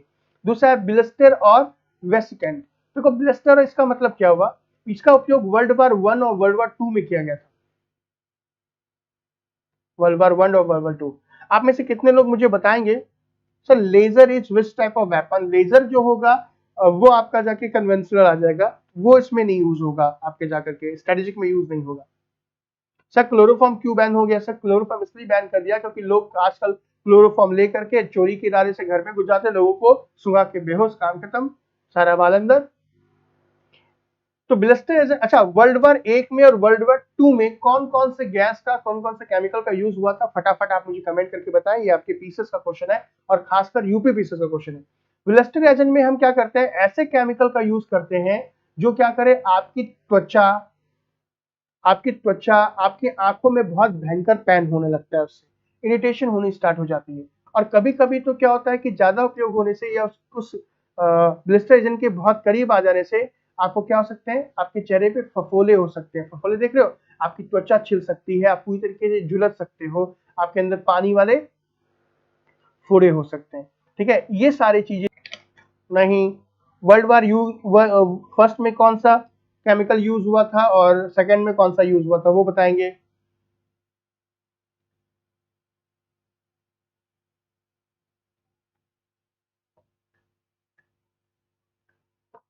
फटाफट बताएंगे मुझे, पफिंग नहीं हो रही, फटाफट बताएं। अरे बाबा लेविसाइड और सल्फर मस्टर्ड गैस का यूज हुआ था, याद रखेंगे। लेविसाइड और सल्फर मस्टर्ड गैस जो है वो ब्लिस्टर एजेंट के रूप में काउंट होते हैं और वर्ल्ड वार फर्स्ट और सेकेंड में लेविसाइड और सल्फर मस्टर्ड का यूज किया गया था, सल्फर मस्टर्ड गैस का यूज किया गया था। आप एक बार देख लेना, इसका उपयोग अब फिलहाल बंद है। दूसरा है नर्व एजेंट, देखो सबसे खतरनाक बोल सकते हैं इसको, और ये आए दिन आप सुनते रहते हो सीरिया वाले मुद्दे पे। देखो, सल्फर नर्व एजेंट की बात करें, नर्व एजेंट ऐसे केमिकल होते हैं जो आपके नर्वस सिस्टम पे क्या करते हैं, इफेक्ट डालते हैं। अगर मैं आपसे पूछूं या आप मुझसे पूछो कि सर हमारी बॉडी का सबसे इंपॉर्टेंट पार्ट क्या होता है, तो मैं आपको कहूंगा कि नर्वस सिस्टम हमारी बॉडी का सबसे इंपॉर्टेंट पार्ट होता है। क्यों? क्योंकि नर्वस सिस्टम हमारी पूरी बॉडी को कंट्रोल करता है। तो कंट्रोल और कोऑर्डिनेशन का जो सेंटर है, जो केंद्र है, वो है नर्वस सिस्टम, यानी कि तंत्रिका तंत्र। मैं जो भी बोल रहा हूं, आप सुन रहे हो, आप समझ रहे हो, आप लिख रहे हो, आप बॉडी को बैलेंस कर रहे हो, सब के सब नर्वस सिस्टम की वजह से होता है। तो ये जो नर्व एजेंट है, ये एक ऐसे केमिकल होते हैं जो आपके नर्वस सिस्टम को क्या करते हैं, इफेक्ट कर देते हैं। और कभी कभी बहुत ज्यादा यूज होने से क्या होता है कि आपकी डेथ हो सकती है या पागल भी हो सकते हो। ठीक है, तो अब यहाँ पे अगर हम बात करें सर नर्व एजेंट जो है इसमें कौन कौन सा केमिकल यूज करते हैं, तो नर्व एजेंट के रूप में बेसिकली हम क्या यूज करते हैं, जीबी बोलो या फिर सेरीन बोलो, सुमान बोलो, टैबुन बोलो एंड वीएक्स, ये सारे प्रकार के जो केमिकल हैं ये क्या है, नर्व एजेंट है। नर्व एजेंट का मतलब क्या हुआ कि ऐसे केमिकल जिनका नर्वस सिस्टम पर बहुत ज्यादा प्रभाव पड़ता है। आए समझ में? तो ये जो चीजें हैं, लास्ट वाला सेगमेंट था ये मैंने बताया। तो वारहेड जो है आपको समझ में आया?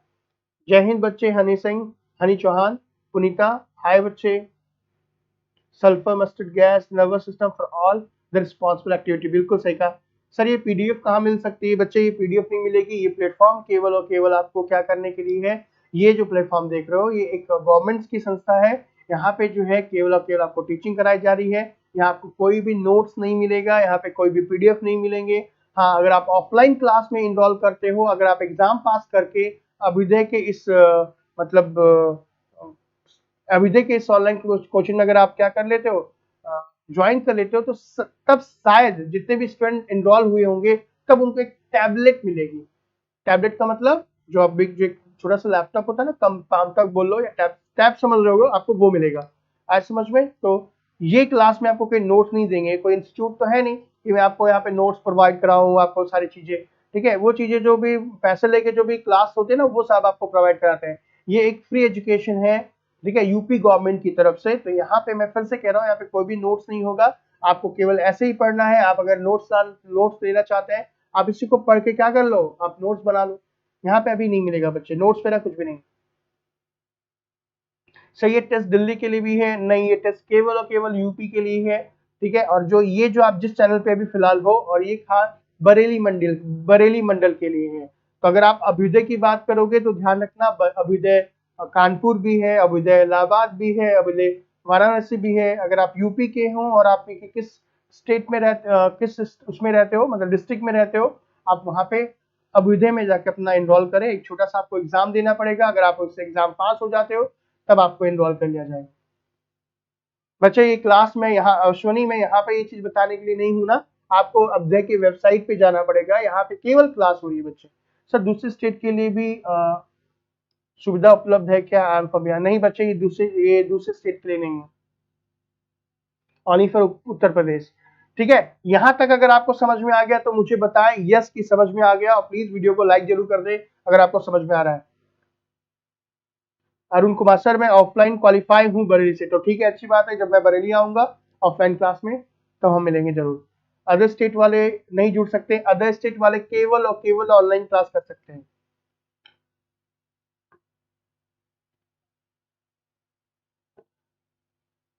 सर किसी भी मंडल से पढ़े कोई दिक्कत नहीं, कोई दिक्कत नहीं। ऑनलाइन में कहीं भी किसी भी स्टेट से कोई भी हो, कोई दिक्कत नहीं है। ऑफलाइन में आपको आने के लिए इनरोल होना होगा।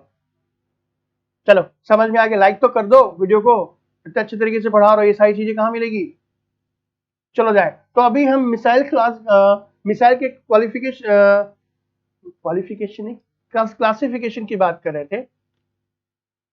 अमेठी का चैनल नहीं है सर, मैं इसी पढ़ता हूँ। कोई ना, अब डिपेंड करता है, बड़े बड़े मंडल पे अगर होगी तभी होगा। आ जाओ, हम बात कर रहे थे डिफेंस टेक्नोलॉजी के बारे में, जहां हमने आज खत्म कर दिया मिसाइल के क्लासिफिकेशन के बारे में। अब हम आगे बढ़ते हैं कि हमारे पास कौन कौन सी मिसाइल्स हैं, है ना। ठीक है, और कौन कौन से हमारे पास कौन सा प्रोग्राम है जिसके अंतर्गत हम मिसाइल का निर्माण करते हैं। हाँ, ऑफलाइन सब सब्जेक्ट पढ़ाया जाता है। मैं भी ऑफलाइन में सिलेक्टेड थी। कब होंगे दोबारा क्लासेस? बहुत जल्द होंगी बच्चे। सर वो क्लासेस होती है ऑफलाइन में, वो सारी ऑनलाइन हो रही है। हाँ बच्चे, अभी अभी कोरोना की वजह से सारी ऑनलाइन हो रही है। तो चलो अभी नेक्स्ट बात करने वाले हैं IGMDP के बारे में। IGMDP क्या है सुनेगा। IGMDP को हम कहते हैं integrated guided missile development programme. ठीक है, ये जो है Indian ministry of defence programme के तहत है for research and development of जितने भी मिसाइल्स हैं, जितने भी रेंज हैं। ठीक है, ड्रोन पर आइए सर। रोहित तो तुम बताओगे तब मैं थोड़ी आऊंगा बच्चे। आप तो ऐसे बोल रहे हो, आप तो ऐसे परमिशन दे रहे हो कि सर ड्रोन पर आइए सर। तुम बताओगे थोड़ी ना, मैं ऐसे बताऊंगा कि ड्रोन पढ़ाओ, या मैं पढ़ाऊंगा ना, मुझे पता है ना क्या पढ़ाना है। इसलिए आराम से बैठ के सुनो, पहले ऑर्डर देने का काम नहीं है। क्या तुम लोग भी यूपीएससी की प्रिपरेशन कर रहे हो और तुम्हें ये नहीं पता? ड्रोन पढ़ना है तो किसी दूसरे चैनल पे पेड चैनल लो, किसी इंस्टीट्यूट में ज्वाइन करो, वहां के टीचर को बोलो कि सर आप मुझे ड्रोन पढ़ाइए, वो पढ़ाइए, वो सारे पढ़ाएंगे आपको, है ना, क्योंकि आप उनको पैसे दे के रखे होंगे। हाँ बच्चे, दोबारा एग्जाम होंगे। तो ये IGMDP क्या होता है, ध्यान से सुनिएगा। IGMDP के तहत जो होता है, अरे क्या है IGMDP? देखो, सबसे पहली बात, जब हम आजाद हुए तो आजाद होने के बाद तो भाई आपको पता होगा कि आजाद तो हो गए।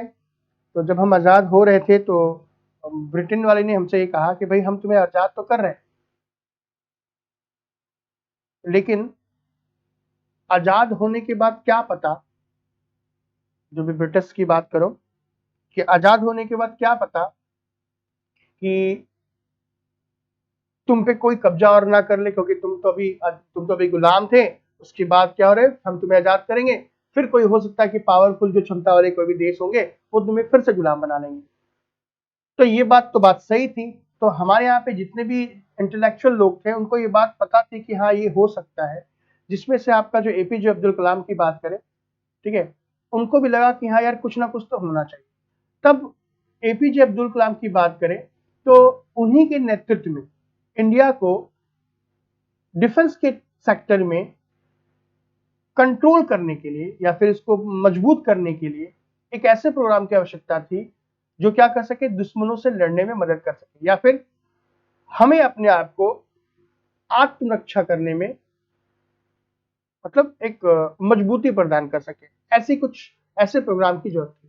तो गाइस, IGMDP की जब बात की जाए तो IGMDP को हमारे जो है सबसे महान साइंटिस्ट जिसका नाम है APJ अब्दुल कलाम, उन्होंने क्या किया कि एक ऐसा प्रोग्राम बनाया जो मिसाइल टेक्नोलॉजी के क्षेत्र में भारत को क्या कर सके, आत्मनिर्भर बना सके। सर आपसे पढ़कर अच्छा लगता है सर, प्लीज ऑनलाइन कंटिन्यू रखिए। बहुत अच्छा। नहीं, ऑनलाइन सचिन मैं हमेशा कंटिन्यू रखूंगा बच्चे। ठीक है सर, आपसे काफी बच्चे जुड़े हैं, प्लीज आप ऑनलाइन क्लास को बंद मत कीजिएगा, बिकॉज हमें पता है आपसे परेशान ना हो। मैं फिर से कह रहा हूँ, यहाँ पे अगर क्लास खत्म हो जाएगी आपकी, बोलते हैं इसको ऑफलाइन क्लास खत्म हो जाएगी ना, यहाँ पे ऑनलाइन क्लास, तो मैं दूसरे चैनल पे आकर के मैं आपको क्या करूंगा, ये सारी चीजें बताऊंगा, ये मैं प्रॉमिस करता हूँ। ठीक है, क्लास कंटिन्यू रहेगी। गाइस, डॉक्टर कलाम जो थे वो director of defence research and development laboratory के क्या थे, मेन अध्यक्ष थे। ठीक है, उन्होंने क्या किया, मिसाइल स्टडी को लेकर एक पूरी की पूरी इस टीम की क्या करी, टीम गठित किया, जिसके अंतर्गत उन्होंने क्या किया, अलग अलग सेक्टर से अलग अलग लोगों को लिया, जिसमें डिफेंस रिसर्च डेवलपमेंट ऑर्गेनाइजेशन के भी लोग थे, जो क्या कर सके, आर्मी, नेवी और एयरफोर्स के लिए क्या कर सके, डिफरेंट जो डिफेंस है वो क्या कर सके, डिफेंस के लिए क्या कर सके, अलग अलग हथियार को बना सके। ध्यान दीजिएगा कि जितने भी यहाँ पे 3 जो सेक्टर थे हमारे मेन सेक्टर, जिसमें आर्मी, नेवी और एयरफोर्स की बात करें, तो उनको लेकर के 5 मिसाइल्स बनाने का क्या क्या लक्ष्य रखा गया कि हम भाई इसमें क्या करें, 5 मिसाइल्स ऐसे बनाए जो क्या कर सके, तीनों के तीनों सेक्टर की मांग को पूर्ति कर सके। तो अब ये जो IGMDP की बात करें तो इसे जो है अप्रूवल मिला गवर्नमेंट से जुलाई 26, 1983 को। ठीक है, और ये एक ऐसा जो है एक ऐसी परियोजना थी जिसके अंतर्गत अलग अलग सेक्टर के, ठीक है, चाहे तुम बात कर लो एकेडमिक इंस्टीट्यूट बोल लो, रिसर्च एंड डेवलपमेंट लेबोरेटरीज की बात कर लो, ठीक है, और जितनी भी साइंटिफिक कम्युनिटी थी उन सभी के लोगों ने मिल करके तीनों सर्विस के लिए, किसके लिए, तीनों सर्विस मतलब आर्मी, नेवी और एयरफोर्स के लिए क्या किया गया, अलग अलग सेप के अलग अलग प्रकार के मिसाइल्स को बनाने का, भारतीय मिसाइल्स को बनाने का, स्वदेशी मिसाइल्स को बनाने का क्या किया, लक्ष्य लिया। ठीक है, और इस 5 मिसाइल के, जो 5 मिसाइल्स की बात कर रहा हूं मैं, इन 5 मिसाइल को नाम दिया गया पटना। क्या नाम दिया गया, इस मिसाइल्स का नाम दिया गया, स्टार्टिंग की बात कर रहा हूं, पटना नाम दिया गया। अब पटना क्या है, पटना के अंदर पहला है पी यानी कि पृथ्वी, दूसरा है, इसको हम पटना बोल सकते हैं, PATNA। पटना के तहत जो है IGMDP ने क्या किया, 5 मिसाइलों को बनाने का प्रोग्राम रखा, जिसमें पहला जो पी है वो है पृथ्वी, ए जो है वो है अग्नि, टी जो है वो है त्रिशूल, एन जो है वो है नाग, और ए की बात करें तो ये हो गया आकाश। ठीक है, ठीक है, DRDO। समझ में आ रहा है गाइस, ध्यान दीजिएगा। अब ये 5 मिसाइल्स की बात करें, हम डिटेल से डिस्कस करेंगे, ध्यान दीजिएगा सारे में, क्योंकि पेपर में क्वेश्चन इसी तरीके से तो आएगा। तो अगर हम बात करें पांचों मिसाइल में से, तो ये जो अग्नि मिसाइल्स की जो हम बात करें, तो अग्नि को पहले हमने री एंट्री व्हीकल के रूप में सोचा था यूज करेंगे, यानी कि ये जाए और जाने के बाद वापस आ जाए, चाहे हमला करके आए या चाहे किसी भी तरीके से जाए।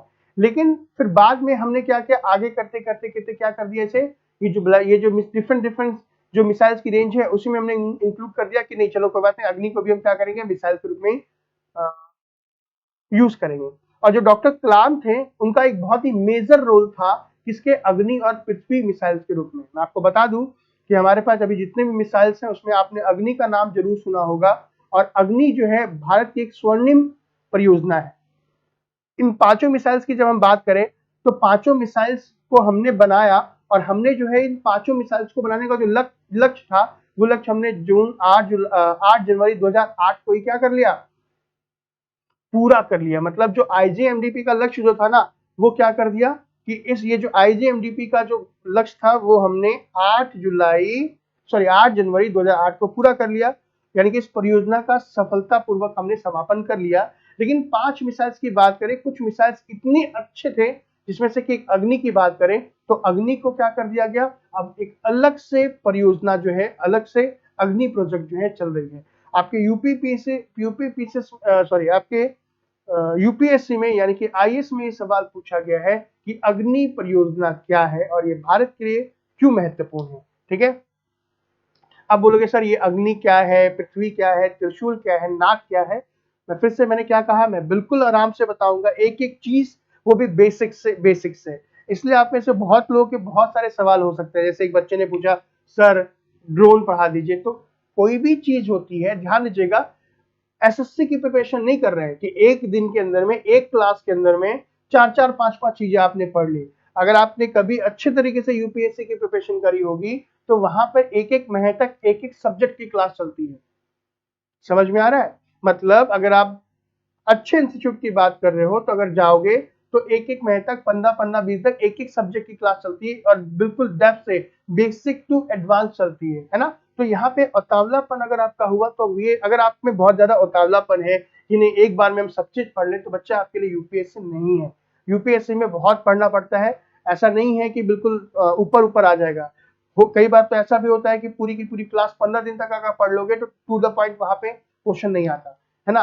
आपको यूपीएससी प्रिपरेशन करने के लिए इंटरलिंक करने की आवश्यकता है। अगर आपको लगता है कि आपको बहुत जल्दी जल्दी 3 4 सब्जेक्ट खत्म करना है, तो मैं बोलूंगा कि आप वनडे एग्जामिनेशन की प्रिपरेशन करो। और ये जो अभ्युदय की बात कर रहे हैं ना, यहाँ पे बैंक और नीट की भी प्रिपरेशन कराई जाती है, आपको पता होना चाहिए, है ना। तो अगर आप सच में यूपीएससी की प्रिपरेशन करना चाहते हैं तो पेशेंस के साथ बैठिए, आपको मैं हर एक चीज बताऊंगा। आज ही मेरी 15वीं क्लास है, और अगर आप लगातार मेरे साथ हो, 15वीं क्लास में हो, तो आपको बिल्कुल बेसिक टू एडवांस पता चला होगा।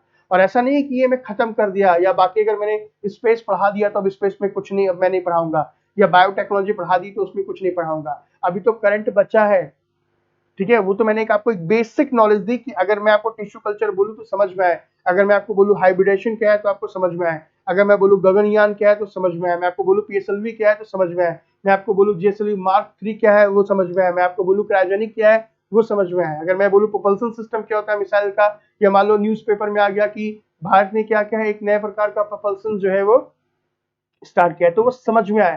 तो करंट वाला सेगमेंट तो अभी बाकी है, और करंट वाला सेगमेंट तो जब तक पेपर नहीं होगा, पेपर के बाद भी हम दोनों एक साथ रहेंगे। समझ में आ रहा है नहीं आ रहा? इसलिए पेशेंस के साथ बैठे। यहाँ पे जितनी भी टीम है, चाहे मैं पढ़ा रहा हूँ या जितने भी टीचर आपको अभ्युदय में क्लास दे रहे हैं, वो हाईली क्वालिफाइड है, ध्यान दीजिएगा, और अपने अपने सेगमेंट पे वो काफी जो है वो एक्सपर्ट है। ठीक है, क्या आपको पढ़ना है और क्या नहीं पढ़ना है वो सब आपको बताएंगे। ठीक है, इसलिए आप अपने आप को पूरी तरीके से हम पे निर्भर कर दीजिए, हम पे निर्भर छोड़ दीजिए। ठीक है, हम जो कह रहे हैं आप उसको कीजिए, बहुत बेनिफिट होगा।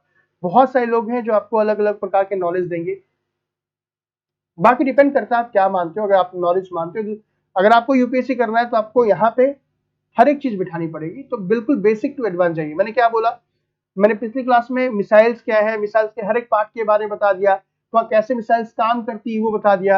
अब हमारे पास कौन सा प्रोग्राम है मैं आपको वो बता रहा हूँ। फिर एक एक करके मिसाइल्स, जैसे पृथ्वी की बात करें, पृथ्वी में कितने वेरिएंट है मैं आपको वो बता दूंगा। ऐसे करके आगे बढ़ेंगे ना। मेरे ख्याल से आप समझ में आ रहा होगा। अगर हाँ, इसी बात पे लाइक कर दो वीडियो को। सर आज तक हमने कोई क्लास भी नहीं की, आप जैसे teacher help. Thank you so much Ashwini. बिल्कुल सही कहा, UPSC is all about the धीरज। ओके, यूनिस ने कहा है कि भाई मेरी 15वीं क्लास है, तो समझ में आया कि नहीं अभी तक? पेशेंस अगर आपके अंदर में होगा तो बहुत अच्छे तरीके से आप कर पाओगे। तो चलिए आइए बात करते हैं 5 मिसाइल्स में से सबसे पहले पृथ्वी के बारे में। गाइस ध्यान दीजिएगा कि पृथ्वी मिसाइल्स की जब बात करें तो पृथ्वी पहली मिसाइल्स है। पृथ्वी क्या है? पहली मिसाइल्स है जो क्या है, इंटीग्रेटेड गाइडेड मिसाइल्स है, जो इस प्रोग्राम के अंतर्गत स्टार्ट की गई थी 1983 के अंदर में। मिसाइल्स, पृथ्वी मिसाइल्स की बात करें तो इसमें क्या है, इसमें लिक्विड और both liquid and solid fuel का यूज किया गया, ध्यान दीजिएगा। अब ये जहां पे बोल रहा हूं कि यहाँ बोथ, यानी कि इसमें लिक्विड प्रोपल्सन का भी, फ्यूल का भी यूज किया गया है, और आपका जाकर के सॉलिड फ्यूल का भी यूज किया गया है। तो मेरे ख्याल से समझ में आ गया ना कि अगर लिक्विड बोल रहे हैं तो इसका मतलब अनसिमेट्रिकल डायमिथाइल हाइड्रोजन का यूज किया गया है।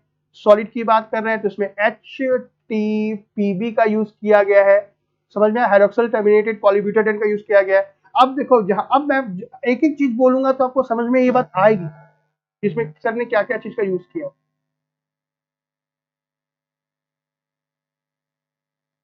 चलो ठीक है, समझ में आया?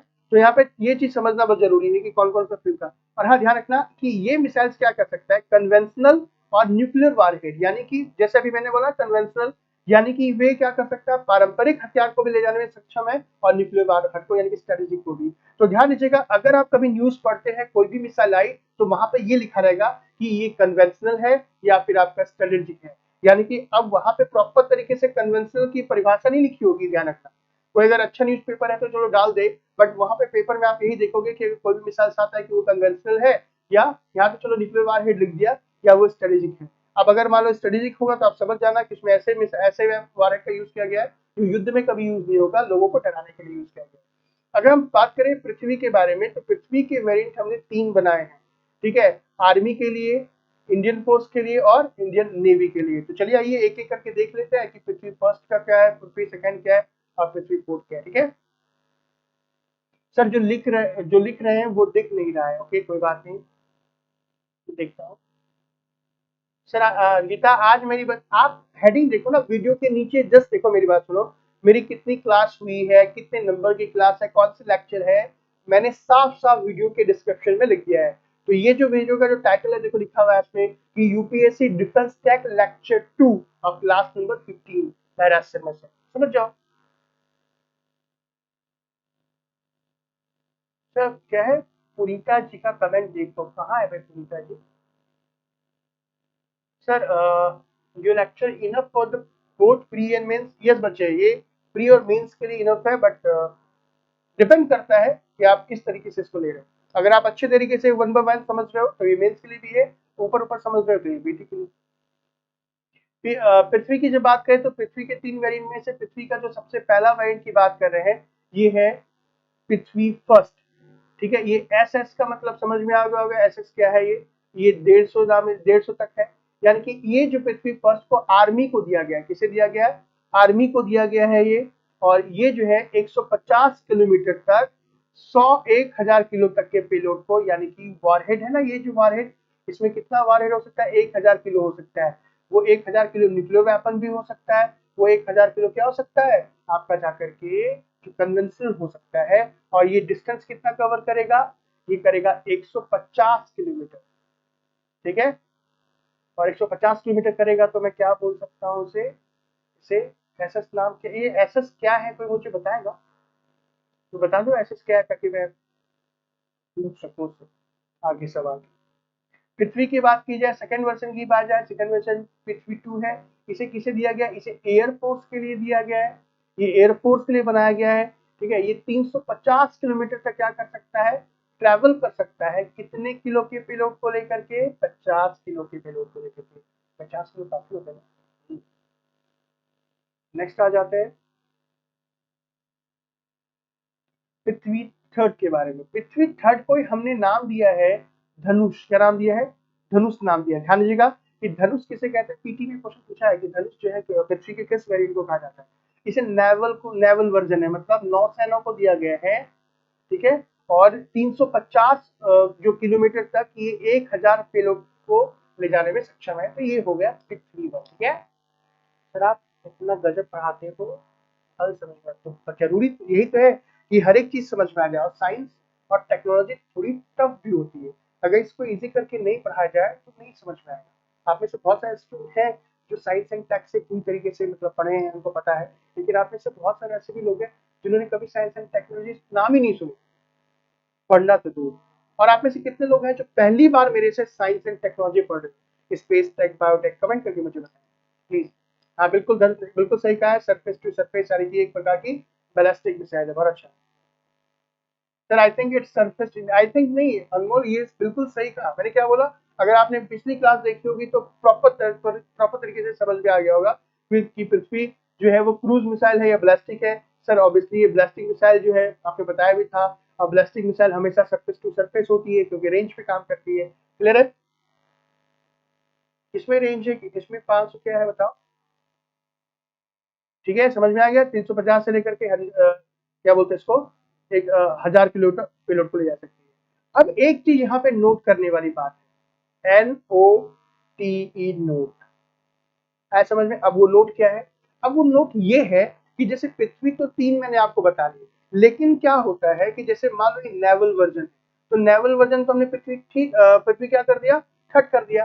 तो अब आने वाले समय में जैसे जैसे इसी के अंदर में चेंजेस होते हैं, और यही करंट आपको पढ़ना है, यानी कि आपको पता चल सकता है कि सर पृथ्वी जो है नेवल वर्जन के लिए जो पृथ्वी थर्ड बनाया गया है, उसके जो रेंज में क्या कर दी गई, बढ़ोतरी कर दी गई। 350 किलोमीटर है तो वो 400 कर दी गई, 500 कर दी, पेलोड बढ़ा दी गई। तो अब यही करंट का सब्जेक्ट हो जाता है, यानी कि मैंने 3 जो वेरिएंट बताए उसमें जो भी किलोमीटर और जो पेलोड बनाया, वो आए दिन क्या करती रहती है, डीआरडीओ जो है वो से क्या करती रहती है, बढ़ाती रहती है, घटाती रहती है। तो इसलिए करंट पे आप फोकस कीजिए, ओके। सर आप सच में बहुत अच्छा पढ़ाते हैं, teacher thank you so much, thank you so much होते हैं। अच्छी क्लास मिस नहीं करोगे तो बहुत अच्छी तरीके से, सही सब सही कहा है, सब ठीक है। कंफर्म समझ में आ गया ये तो टॉपिक, आगे बढ़ू। लाइक जरूर करते रहना वीडियो को, मैं फिर से कह रहा हूँ। और आज हमारी 2 क्लास है, यानी कि इसके बाद भी क्लास होगी, ठीक है। तो ये है पृथ्वी थर्ड। तो अगला कर लेते हैं, अगला जो है वो है अग्नि। मेरे ख्याल से अग्नि से पहले पृथ्वी तो मैंने बता दिया, अग्नि से पहले आपके जो सवाल है मुझे बताओ। एसएस का मतलब सरफेस टू सरफेस है बच्चे। सर आगरा, मथुरा, अलीगढ़, फिरोजाबाद में अभ्युदय योजना नहीं है क्या, बच्चे ये तो मुझे नहीं पता, एक बार आप पता करो। यहां तक अगर किसी को कोई प्रॉब्लम है तो मुझे बताओ, यहां तक कोई प्रॉब्लम है तो मुझे बताओ, फिर मैं आगे बढ़ूंगा।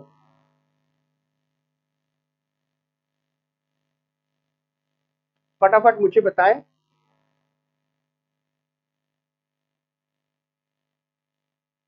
यहां तक कोई प्रॉब्लम, यहां तक समझ में आया, जल्दी जल्दी बता दें, यहां तक समझ में आया।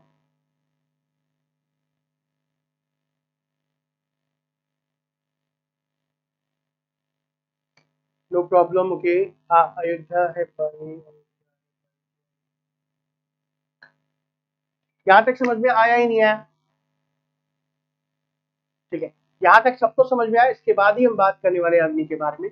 तो देखो, अभी ना हम 5-10 मिनट का ब्रेक ले रहे हैं। ठीक है, मैं भी लगातार बोल रहा हूँ। इंडिया की कितनी सर, इंडिया कितनी क्वांटिटी रखता है? बहुत सारे, बहुत सारे। आप बोलोगे कि प्रॉपर बताइए, तो भाई ये क्या है, कॉन्फिडेंशियल है। कोई भी देश अपने मिसाइल टेक्नोलॉजी के बारे में, उसके पास कितने हथियार हैं, एक्चुअल कितने, वो नहीं बताता। थोड़ा बहुत बता देता है कि हाँ, थोड़ा बहुत क्या बताता है कि लोग जैसे जैसे इंडिया क्या करता है, जैसे मान लो अगर अग्नि की बात कर रहा है, अग्नि अग्नि मिसाइल 5 है या 6 है, तो जो अगर अग्नि को क्या किया हमने, टेस्ट कर लिया, तो अग्नि के कितने वेरिएंट बनाएगा, कहाँ कहाँ रखेगा, ये सीक्रेट होता है, ये किसी को नहीं पता होता। सर ओके, ये अग्नि 2 की रेंज, पृथ्वी 2 की रेंज कितनी थी? पृथ्वी 2 की जो रेंज है वो 350 किलोमीटर है, और 500 किलो बार तक ले जा सकता है। सौम्या सिंह सर, आप बहुत अच्छे से एक्सप्लेन करते हैं। ये मेरी पहली साइंस एंड टेक की क्लास है जो मैं रेगुलर करती हूँ। नहीं तो 2-3 क्लास में बार ओके बोर हो जाते हो। चलो, thank you so much Saumya, आपकी ये पहली क्लास चलो अच्छी लगी। बाकी जो भी क्लास जनरल साइंस की होगी आप वो करके देखना, आपको उसमें भी बहुत मजा आने वाला है। सर नोट्स में क्या बोला प्लीज बताइए? नोट में मैंने ये बोला कि जो भी, जैसे ये पृथ्वी एयरफोर्स के लिए बनाया ना, मैंने बोला 350 किलोमीटर रेंज है, पेलोड 500 है। तो ये चेंजेस होते रहता है, ध्यान रखना, वो अपडेट लाती है। जैसे मान लो पृथ्वी 2-1A 2B, इस तरीके से एडवांस लेते आती है। ठीक है, तो ये जो है रेंज में हमेशा चेंजेस होती है, तो उसको घबराने वाली बात नहीं है। अगर नोट्स मान लो, अगर अगर आपने अपडेट नहीं किया तो ये डाल देना, अगर अपडेट होगा तो आप उसको अपने नोटबुक में वो डाल देना। सर वेपन को यूएन बैन क्यों नहीं करता, मेंटेन पीस? भाई वेप उसके बैन करने से थोड़ी होगा। मान लो अगर अमेरिका ने बैन, यूएन ने बैन कर दिया, बाकी देश वो बोलेंगे नहीं करूंगा, चाइना नहीं करेगा, रशिया नहीं करेगा। वो तो डिपेंड करता है ना। देखो, राज वही करता है जिसका कब्जा हो। मान लो कि पूरे के पूरे इंडिया में 2 या 3 ऐसे देश हैं, रशिया की बात कर लो, चाइना की बात कर लो, अमेरिका की बात कर लो, ये सारे के सारे लोग अपने आप पे टॉप है। वो बोलते हैं मैं नंबर 1, मैं नंबर 1, तो कौन किसकी बात मानेगा? ठीक है, व्हाट्सएप नंबर मैं सर मैं दूसरी बात पढ़ी हूँ। श्वेता अच्छी बात है, कैसा लगा बताओ? डीआरडीओ की फुल फॉर्म सर, प्रेरणा बैठो, अभी बताऊंगा डीआरडीओ की फुल फॉर्म। सर इसमें एसएस का मीनिंग क्या होता है? एसएस का मतलब सरफेस टू सरफेस। सर हमारा सिलेबस कितने लेक्चर में कंप्लीट हो जाएगा? कम से कम भी 40 से 50। प्रेरणा डिफेंस रिसर्च एंड डेवलपमेंट, बताऊंगा बताऊंगा अनमोल, मैं से बताऊंगा। चलो चलो ठीक है, हम 5 मिनट के बाद वापस, ध्यान दीजिएगा। 5 मिनट के बाद हम क्या कर रहे हैं, दोबारा क्लास स्ट्रीमिंग स्टार्ट करते हैं। इसके बाद भी क्लास मेरी ही है। इसके बाद हम क्या करेंगे, अग्नि के बारे में बात करने वाले हैं, और भी हमारे पास जो जो मिसाइल्स है जो यूजफुल है वो बात करेंगे।